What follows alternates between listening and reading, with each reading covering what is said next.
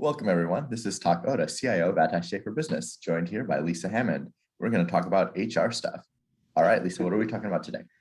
We are going to talk about making work maybe fun, or maybe making the environment, more fun. Okay, so And making the work environment more fun. yeah, and the reason that I want to say this is because one of the things that people are talking about now is retention, the great resignation, of course. And Mm, so, how do you keep people? What keeps people at the place that they are? The other thing is, as people go more remote, how do you keep that camaraderie and the environment mm. with the remote workplace too?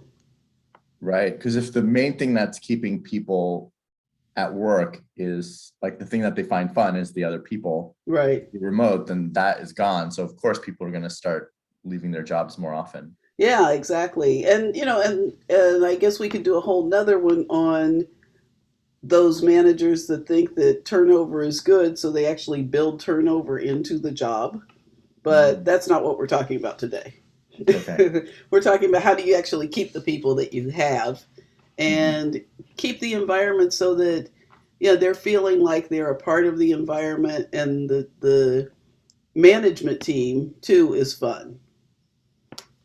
Okay, so how do you do it? Well, so Tak, I'm going to ask you, is there a time that you had like and if you didn't, you can say that, but is there a time that you had an environment that you thought was fun, or that you Oh yeah, thought, sure. that you really enjoyed the environment? Sure. I think there was a time when I had a manager who was pretty goofy and didn't mind like wasting a little bit of time. I mean, it wasn't like we're just spending hours doing like goofy things, but like sometimes we would take a little tangent off of work while we're in a meeting and just start just riffing on like these stupid ideas, like really stupid ideas that we knew were stupid just because they were so stupid and ridiculous, but kind of funny. And we would just make ourselves laugh. So there was kind of a sense of humor. And I think what was nice was not just a manager felt this way, but like most of my coworkers kind of Mhm. had a similar sense of humor. So being able to do that every once in a while was really great. And just knowing that that was the underlying understanding throughout the team. And and the work itself was fun too. So Yeah. it's hard to distinguish the two. Yeah, and that's important that people actually like what they're doing. If you don't like what you're doing, then it doesn't matter what the environment's like. It's going to be hard to stay unless you get moved to another thing that you like doing. So, Mhm. that's another opportunity to bring people, if they don't like what they're doing, but they like the environment, then move them to another job if that's available. Okay. So one of the things I would, and exactly what you were talking about, it's like, let's not, work is serious, but it doesn't have to be so serious. If you don't have a sense of humor as the manager, then it makes it hard for people to feel comfortable with it, having a sense of humor. And how can you bring humor or some activities that people enjoy into work, not in a contrived way, but in a very natural way? Mm. And maybe you bring your whole self into the job, as opposed to, this is who I am at work and this is who I am at home. A lot of times managers, the manager may be really funny and fun and the family thinks they're hilarious, but when they get in the workplace, it's all serious. Hmm. And Right. that doesn't inspire the people, and that doesn't necessarily inspire the people that work for you. Right. Well, it could, but maybe in a different way. And I guess I definitely hear about people complaining that they don't feel like they can be their selves Yeah, at work. So yeah. I guess if they see their manager doing that, but I guess you're probably going to come back and say yes, and there's probably a limit to this too, right? Of professionalism. Like where do Right. we draw the line? Well, and I think that being yourself, there's one thing about being yourself and being able to express yourself at work, and another thing about bringing all your home problems to work. So, Mm-hmm.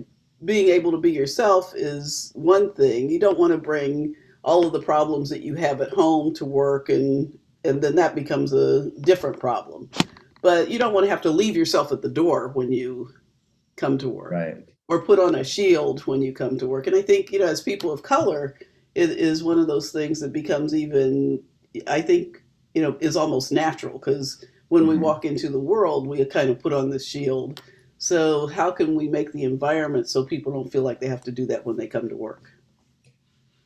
Right. Yeah. Now I feel like it's cutting a little deeper now, right? Yeah. Once you added that piece, because I think for people of color to be authentic, sometimes it means not being that corporate template anymore, right? Exactly. Yeah, Mm. exactly. Mm. And and I guess it's and culturally it may be different too from the standpoint of this is getting into a whole different topic. Mhm. But I think this is just giving people like the hard mode of this, right? Like Yeah. how do you create an environment where people can be themselves and feel authentic? And I Right. think that is at the core of being fun. But so do you have any quick tips for that? Well, the number one tip is for you to be authentic. You to be yourself at work and to show your full personality. Right. As opposed to this is my work personality and this is my off work personality. Right. Now, if you're a heavy drinker at home, don't bring that to work. But but bring your humor.